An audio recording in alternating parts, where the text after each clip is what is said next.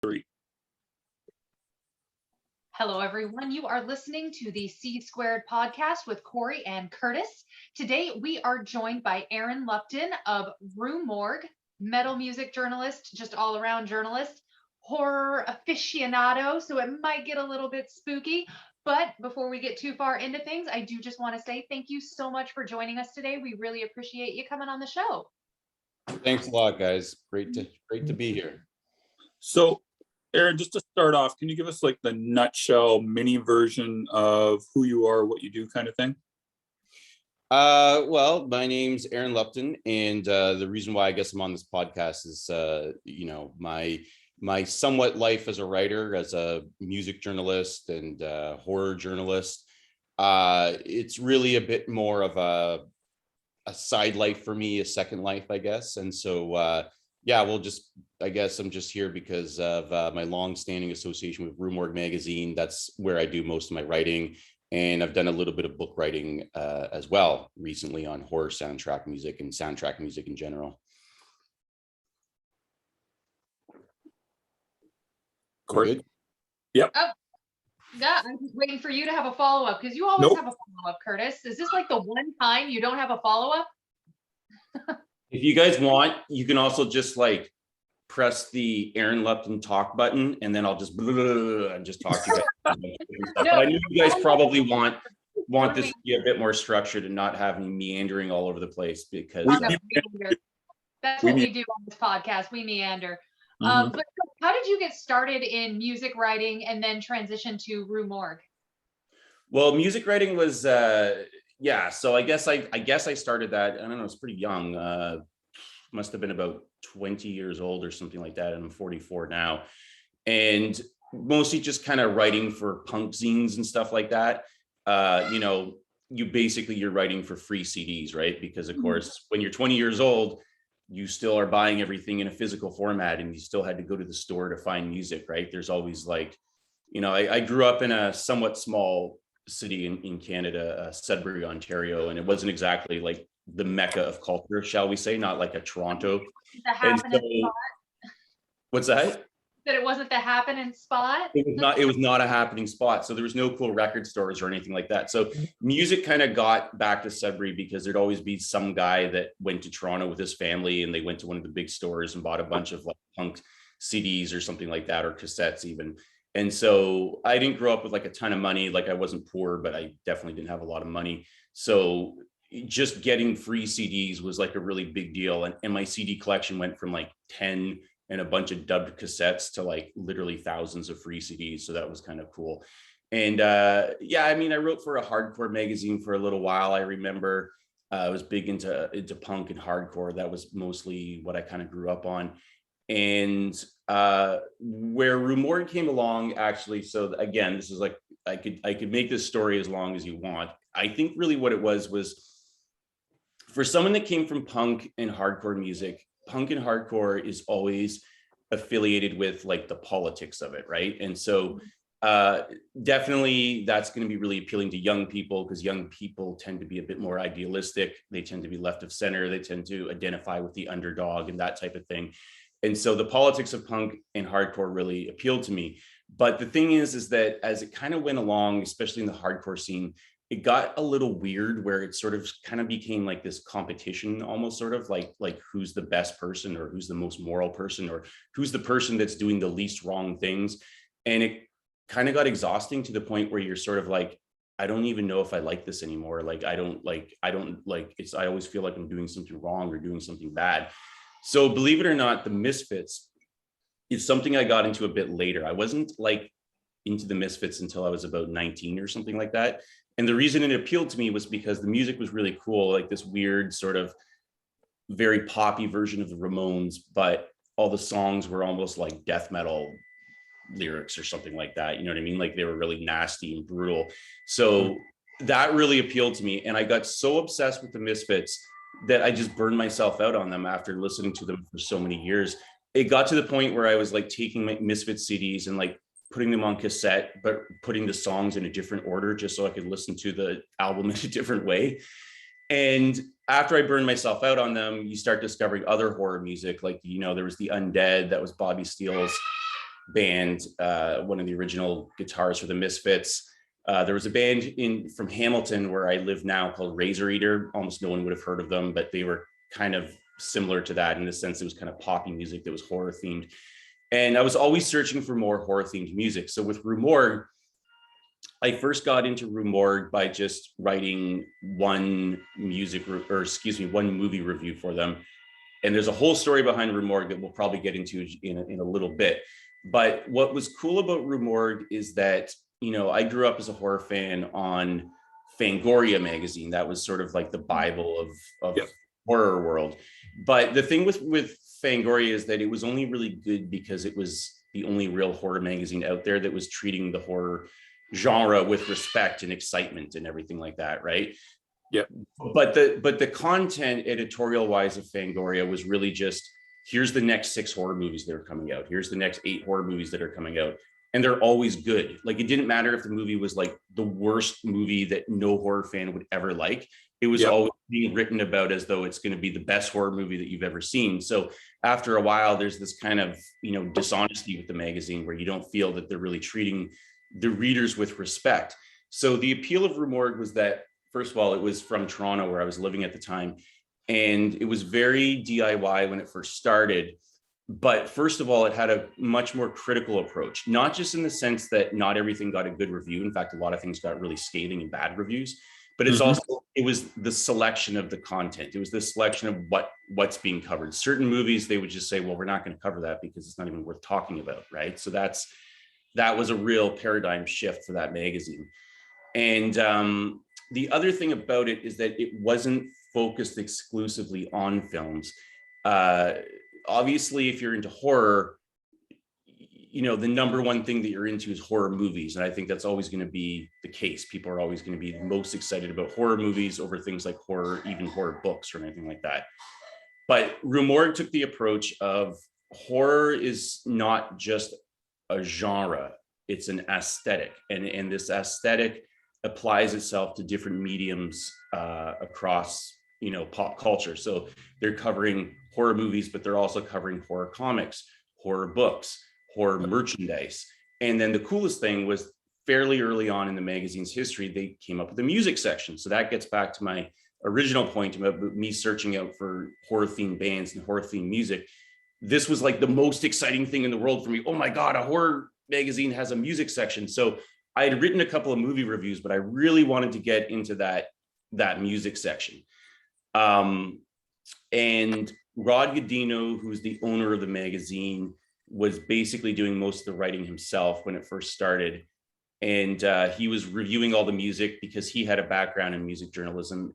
He used to work for a magazine called RPM out of Toronto that no longer exists. And he was covering all the genres, which was a bit of a problem when it came to the metal music, because he really, really didn't like, for Rod Godino to listen to death metal, it would be like me listening to, like, you know, Britney Spears or something like that. Like, there's no way he could get his head wrapped around the music. And I said, oh, I could do that. We pause. Yep. I just got to do something. We'll be right back. Yep. We are back after that pause. So go ahead, Aaron. Yeah, so Rod Godino, he was the owner of the magazine. So he was doing a lot of the music reviewing. And when it came to the metal, it just sort of like, you know, obviously if you're reviewing music in a horror magazine, people are always going to say, oh, so you cover a lot of death metal, which isn't necessarily true. There's a lot of other horror themed music out there, but you certainly cannot ignore the metal genre. It's always going to be like the number one music genre that a lot of horror fans are into, I think. Yeah. But for somebody that has no idea about death metal or extreme metal, they just listen to it and it's like, what the hell is this? It's a bunch of noise, right? So he had no idea how to review it. And a lot of the times, a lot of like really good metal albums were getting really terrible reviews. And it was kind of getting a terrible review because it was a metal album. And so he asked me if I could take that over. The weird thing about that, though, is that, and I'm going to be totally candid here because I don't have any problems being called out as a poser. I'm 44. I can be a poser. I knew almost nothing about extreme metal myself. Like, I had a vague interest in it, but I almost thought it was kind of funny. Like, I remember me and my friends looking at Cannibal Corpse CDs and stuff like that. Again, if you're into punk and hardcore and you're into like real topics, real life topics, the idea of a metal band singing about like, you know, fantasy things or like over the top gore just seemed ridiculous. Yeah. So I didn't really actually know what I was doing either, if I'm being totally honest about it. And I got called out, you know, on a lot of my reviews, like, you know, this guy doesn't know what he's talking about. Why did he call this genre when it's not really, and that type of thing. But regardless, what ended up happening is that that's actually how I became a metal fan, was I started off reviewing it. So like I say, I'll get called out as the biggest poser, the biggest fraud there is, because of course you're supposed to be an expert before you write on it. I only became an expert because I had to write on it, kind of thing, right? That's how I sort of got into it. Interesting. Okay. So let me just But I think was here. young then. I was like I say, I was like 21, 20. I was probably about 22 or something like that, 22, 23. Okay, so before we get on too deep, so like Rue Morgue, since it's a horror magazine, you're mainly going to be focusing on bands that focus on horror, correct? You're not going to, like, for instance, go to a band that doesn't focus any horror as a general rule, correct? Yeah, for sure. And it's something that I became more strict on. I mean, it's always been a rule of the magazine, but you will occasionally come across a band where you're like, why the hell are they covering that in Rue Morgue? Sometimes it's just because it's like a band that it's kind of dark. Like, you know, you might think of a band like Godspeed You Black Emperor, you know, kind of thing, where it's not really horror, but it's kind of spooky or intense sounding or something like that, right? I became the music editor in 2013, I think it was. I can't even believe it's that long ago now. And I've always been really strict about it's got to be horror, it's got to be horror. But for journalists that pitch stuff, I get it all the time, all the time. You know, they want to review a band because they like the band, you know what I mean? And it's like, yeah, but the band's cool, dude. It's just that it's not going to look right in the magazine. Like, it's going to look weird. It's going to stand out. And what I always say is listen, if you can explain to somebody why a horror fan would be interested in this band, then we'll cover it. That's the kind of, you know, principle of the whole thing. But if you can't really explain to a horror fan why they'd be interested in it, it doesn't matter how good the band is. It just doesn't really fit with the magazine, right? So tell me this then, can it be difficult to find bands to cover each time you need to publish? Because usually like 10 reviews per, isn't it? Or am I imagining things? It's now 10 reviews. It used to be 9, now it's 10. Yeah. And yeah, I mean, it can be tough because it's exactly like what I was saying to you before, that like once I burned myself in the Misfits, I was looking for other bands, you know what I mean? Like I was really into Skinny Puppy because they had a lot of horror samples in their music. But it's not like every day that you hear of a horror themed band.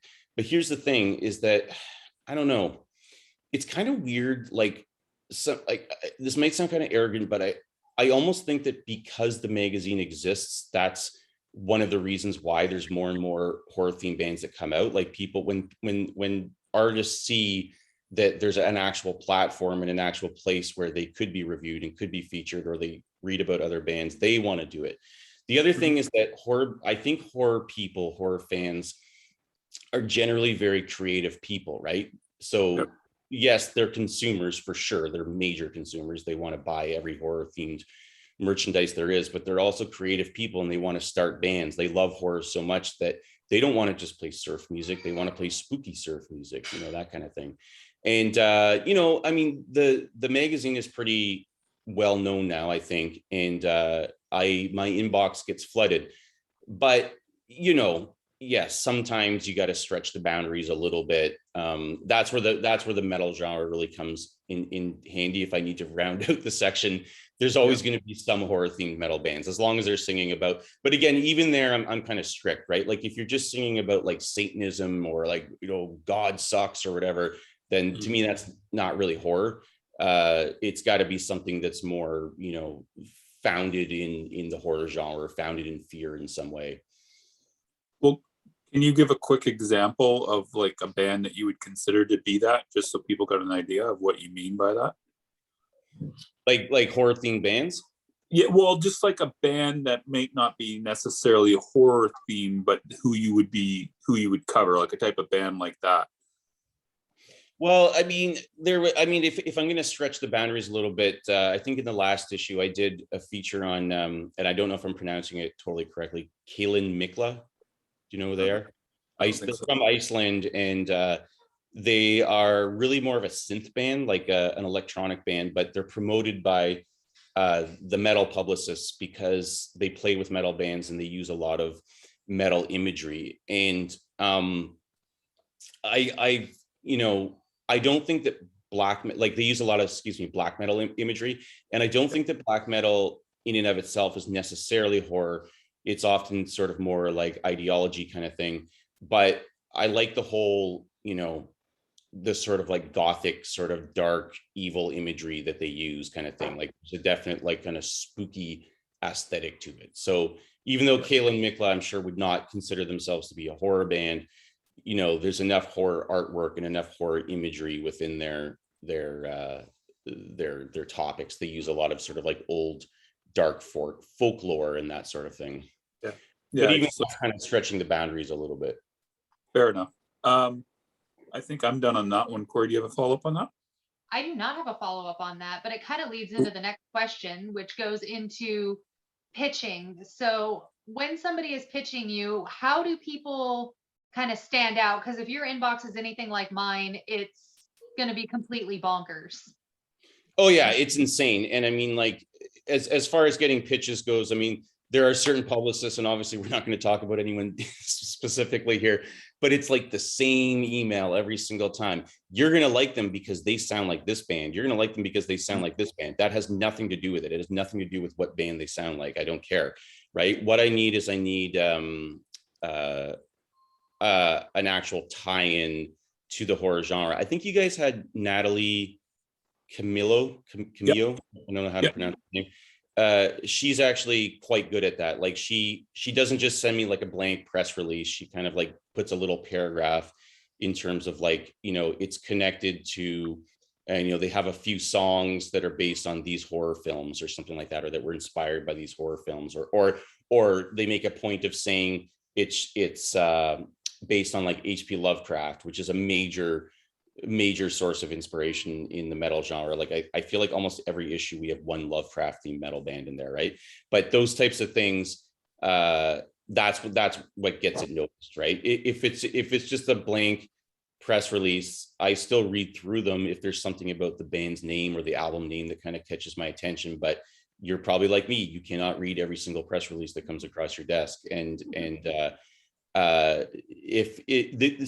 The good thing is that like if you're a metal publicist, right, and you're trying to pitch a band to like Decibel or whatever the horror magazines are out there, it's always going to be kind of the same, right? But the good thing with Rue Morgue is that you've got like a very specific way to pitch the band. It's always about it's not about the music. It's not about how good the band is. It's about what is the band about? What is the subject matter of the band? Yeah. Again, like the whole thing about how you're going to like this band because they sound like Bathory and Cannibal Corpse. It means nothing to me, right? I need to have some sort of context or subject to go along with the band. Fair enough. So just on that, so it's just all you want is how does it tie into horror, and then kind of like musically versus most people just do musically and skip the subject matter, correct? Yeah, I guess so. Cool. Just to clarify on that. So Corey, did you have a follow-up on that? No. Cool. So next up is, so what are some really good examples that you have of bands that are using horror imagery nowadays? Not old school. I mean, there's so many, right? Because you're talking about like all these different genres, right? There's I mean, in the metal world, there's that one label. What are they called? Horror, Pain, Gore, Death. Is that what they're called? They have a lot of like, kind of splatter film type of imagery associated with those bands, kind of similar to like what Razorback Records was doing back in the day. They had a lot of those bands, like Ghoul and Frightmare and stuff like that. Yep. Those were all like, very kind of cool horror themed type bands. but it's kind of endless, you know what I mean? Like there's I like a lot of like, pop punk bands like the Groovy Ghoulies and stuff like that, that are doing horror themed pop music. But for me, again, like it's a little tricky because as I've gotten older, my interest in music is honestly, believe it or not, more like soundtrack music. Like that's what I'm really kind of, focusing in on. So obviously there's no reason to really get into that. I mean, it's a horror soundtrack. That's why it's being covered. But on top of that, you're getting all these other bands that are coming out of that are making original music that sound like they're kind of like almost like a horror soundtrack. So there's Slasher Dave in Detroit. He has that band Acid Witch, but also his solo stuff that he does under the name Slasher Dave is all very Carpenter and Fabio Frizzi type of sounding music, which is really cool. There's also Voyager 3 who are also from Michigan. And then you've got bigger bands, from France, like Perturbator. I don't know if I pronounced that correctly. Carpenter Brute. There's a similar band also from France called Christine, who are slightly smaller. Obviously, they took their name from the Carpenter film. There's Videogram, who I think are from Sweden or something like that. I think they're from Scandinavia. I'm not sure. Cool. So there's a lot of those types of bands, and it's cool. It's cool to see an entire genre of music that's being basically created out of people's interest in the genre and people's interest in soundtrack music. And I think that what's really cool about that is that it's kind of like it's horror first, music second, almost in a way, right? Like they're really doing the music because of horror, whereas a band like Groovy Ghoulies is a pop punk band that happens to like horror. Cool. I think that's all I got on that one. I think it's Corey's question now. Yeah, definitely. And then, so you've been in the journalism world for a minute. Do you have any tips or advice? Because we have a lot of people trying to find their footing in the industry who listen to this podcast. So any tips or advice for people who want to get started, either in, music journalism, movie journalism, or just journalism in general, on how they can get their foot in the door? Because I know it's really competitive and really hard. Yeah, I guess it's really hard because I think writing is one of those things that everyone thinks they can do it. It's kind of like being the lead singer for a band, right? Like if you can't play an instrument, you want to be the lead singer, but unless you can actually sing, it's not going to work out, right? And I think it's the same thing with writing. I mean, I get pitches from people all the time, and it doesn't take very long. You just read a few things, and you're like, no, this isn't going to work. One thing I can tell you is that I don't think it's really that important who you've written for, or like, the fact that you've, are affiliated with some other website or something like that. It's really about what you're bringing to the table as a writer. So you really kind of want to hone your craft there, and you want to sort of do a lot of reading in magazines, do a lot of reading of reviews, and find the reviews that you like and kind of figure out what it is about that you like. So having a really good command of language, but also make it very entertaining, right? Because you can only really learn so much from a review anyway. I think that the trick there is that you want your writing to be entertaining, because if it's entertaining, you're going to remember that review, and then you're going to remember the band, that type of thing. Now, at the same time, I'll be contradictory here in saying that you want to hone your craft, and you want to, focus in on that strongly. But at the same time, I think that so many writers, and I was the same way for so many years. You don't understand how many years I went through that I struggled with writing before I got to the place that I'm at now, where I can do it kind of, on command. I can just like get drunk and write 10 reviews, and they all come out sounding great. But the way to get around that, like, trust me, I've done it so many times. You sit down in front of your computer and you can't write that first sentence. You write it, you read it, you rewrite it again, and you're just losing your mind because it's only 150 words. And why can't they come out?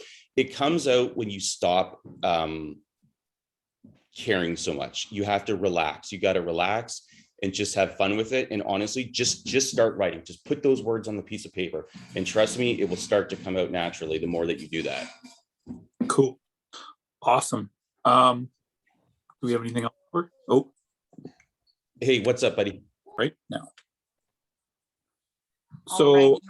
Oh, I'll let you continue, Curtis. I was just going to say, so we got one final question for you, Aaron, and we really appreciate having you on. And What is your favorite dinosaur?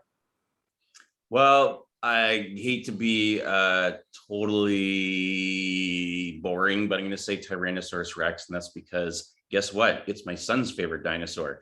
I think that all boys are into monsters, sharks, and dinosaurs. I swear to God, it's in their DNA. They just naturally love dinosaurs, and they love. But I actually did. The dinosaurs. So That I said 32-year-old women are into sharks and dinosaurs. Who isn't into sharks it and is, dinosaurs? yeah, actually, that's a good, yeah, and that's a good point. I mean, same thing with horror, right? I mean, being a young horror nerd was a very lonely place to be, right? Because there were no women that were into that stuff. But now it's All probably the crazies came out. yeah, it's 50-50. You've got, you know, a whole feminist wave of horror stuff that's coming out. It's huge with that. Society has changed, right? There's so many different ways that society has changed in our lives, and it's weird to think about it that, like, no, things were very compartmentalized when we were younger. These toys are for boys, these toys are for girls, and it's not the same now. It's very different.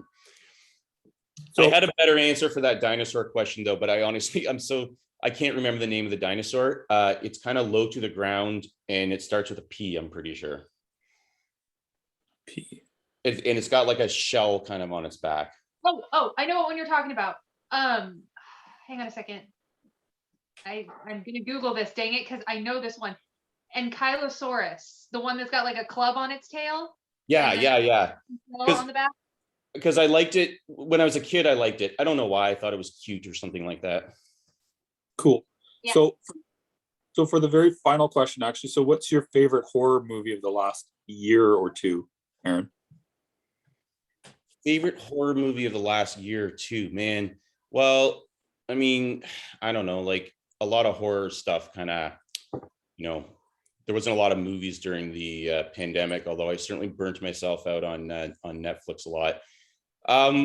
I did like that last, not Halloween Kills, but the previous Halloween one. I know that there's like, you know, people are always up in arms over whether or not it was good. I thought it was the best Halloween movie since the first one. I really did. I thought that it, you know, I thought it was a lot better than the sequels. I thought that the music was great. You know, obviously it was great to hear a new Carpenter score.